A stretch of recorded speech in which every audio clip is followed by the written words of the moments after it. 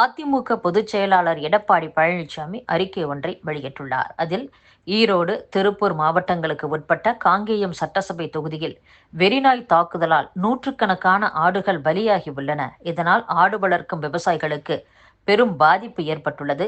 பாதிக்கப்பட்ட விவசாயிகள் ஈரோடு பழனி நெடுஞ்சாலையில் பாரவலசு என்ற இடத்தில் கடந்த வாரம் தொடர் சாலை மறியல் போராட்டத்தில் ஈடுபட்டனர். அவர்களை போலீசார் கைது செய்து வலுக்கட்டாயமாக அகற்றியுள்ளனர். கடந்த 16ஆம் தேதி ஈரோடு மாவட்டம் குட்டக்காட்டைச் சேர்ந்த விவசாயிகளின் 25 ஆடுகள் வெறிநாய் தாக்குதலுக்கு பலியாகியுள்ளன. வெறிநாய் தாக்குதலால் கால்நடைகள் மட்டுமின்றி சிறு குழந்தைகளும் பாதிக்கப்படுகின்றனர். எனவே தமிழகம் முழுவதும் சாலைகளில் திரியும் வெறிநாய்களை பிடிக்க திமுக அரசு நடவடிக்கை எடுக்க வேண்டும். வெறிநாய்களால் ஆடுகளை இழந்துள்ள விவசாயிகளுக்கு உடனடியாக இழப்பீடு வழங்க வேண்டும் என்றும் அந்த அறிக்கையில் கூறப்பட்டுள்ளது.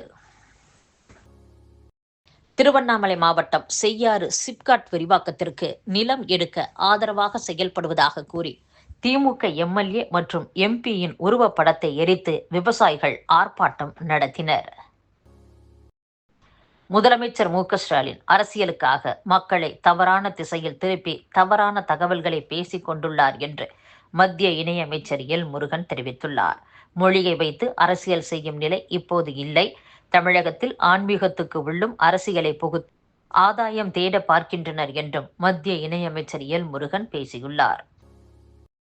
ஹிந்தி உள்ளிட்ட எந்த மொழியையும் திணிக்கவில்லை. புதிய கல்விக் கொள்கை என்பது தாய்மொழிக்கு முக்கியத்துவம் அளிக்கும் திட்டம்.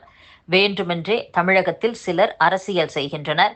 மாணவர்கள் மத்தியில் சமச்சீரான போட்டிக்களத்தை உருவாக்கி தரும் வகையில் அமைந்த புதிய கல்விக் கொள்கையை அமல்படுத்த வேண்டும் என்பதில் மத்திய அரசு உறுதியாக உள்ளது என்று மத்திய கல்வி அமைச்சர் தர்மேந்திர பிரதான் கூறியுள்ளார். எறும்பு கடித்து கல்லூரி மாணவர் உயிரிழந்ததாக கூறுவதை சினிமாவில் காட்சியாக வைத்தால் கூட யாரும் நம்ப மாட்டார்கள் என்று அதிமுக பொதுச் செயலாளர் எடப்பாடி பழனிசாமி தெரிவித்துள்ளார். திருநெல்வேலியில் விக்னேஷ் என்ற மாணவர் கல்லூரி விடுதியில் மர்மமான முறையில் உயிரிழந்துள்ளார்.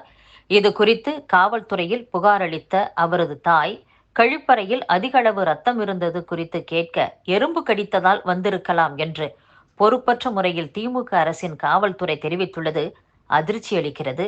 திமுக ஆட்சியில் காவல்துறை விசாரணை என்பதே விந்தையானதாக மாறிவிட்டது. எறும்பு கடித்ததால் ரத்தம் சிந்தி மாணவர் இறந்ததாக காவல்துறை கூறுவதை சினிமாவில் காட்சியாக வைத்தால் கூட யாரும் நம்ப முடியாத அளவில் தான் உள்ளது. பட்டியலினத்தைச் சேர்ந்த முதல் தலைமுறை பட்டதாரியான மாணவர் விக்னேஷின் மரணத்தில் உண்மையான காரணத்தை மறைத்து திசை திருப்ப திமுக அரசு முயற்சித்தால் அது கடும் கண்டனத்திற்கு உரியது.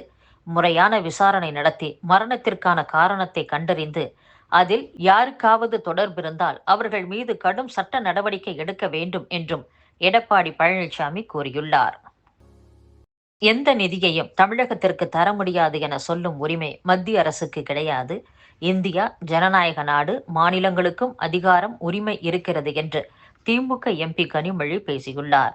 தமிழக மக்கள் போர்க்குணம் உடையவர்கள். அவர்களுக்கு அது குறையவில்லை.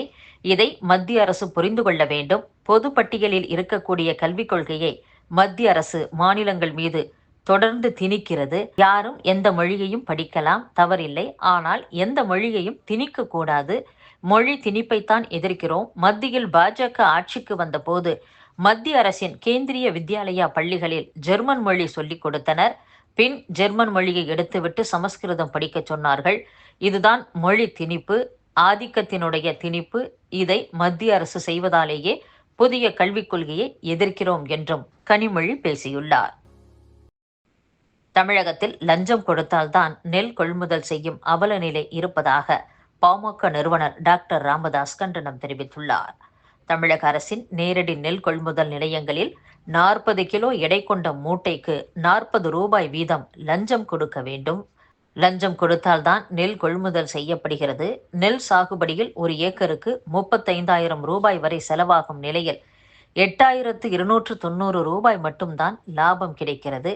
அதிலும் 1,800 ரூபாய் லஞ்சம் வழங்க வேண்டும் என்றால் விவசாயிகளுக்கு 6,500 ரூபாய் மட்டுமே லாபம் கிடைக்கும். கொள்முதல் செய்யப்படும் நெல் மூட்டைகள் குறைந்தது ஒரு வாரத்திற்கு கொள்முதல் நிலையங்களில் வைக்கப்பட்டிருந்தால் அதன் ஈரப்பதம் குறைந்து 40 கிலோ மூட்டைக்கு 1 கிலோ முதல் 2 கிலோ வரை எடை குறையக்கூடும் என்றும் அதற்கு நெல் கொள்முதல் நிலைய பணியாளர்கள் தான் பொறுப்பேற்க வேண்டும் என்றும் கூறப்படுகிறது. இது தவிர நெல் மூட்டைகளை ஏற்றிச் செல்ல வரும் வாகனங்களுக்கு 4000 ரூபாய் வரை லஞ்சம் வழங்க வேண்டியிருப்பதாகவும் கூறப்படுகிறது.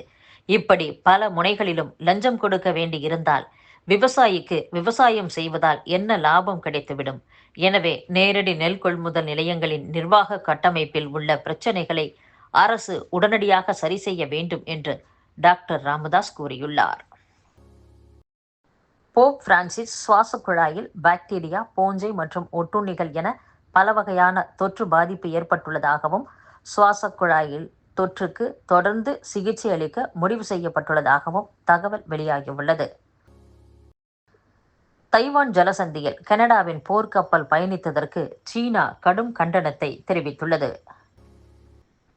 பொலிவியாவில் நடந்த பேருந்து விபத்தில் 30 பேர் பரிதாபமாக உயிரிழந்துள்ளனர்.